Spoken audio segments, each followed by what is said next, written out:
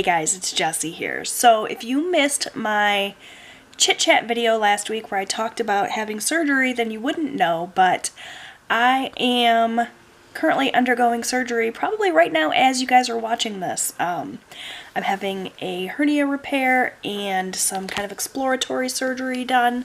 You guys can go and watch that chit chat video to get more information if you are interested, but I just wanted to put a little announcement up and let you guys know that that's happening today. So if you guys could just keep me in your thoughts and prayers, I'd really appreciate it.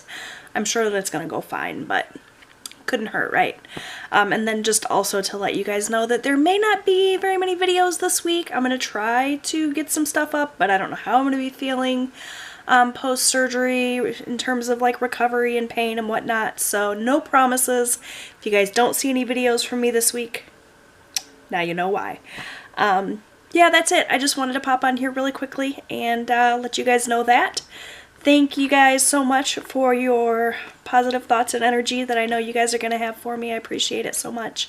And thanks for watching, and I'll see you guys next time. Bye-bye.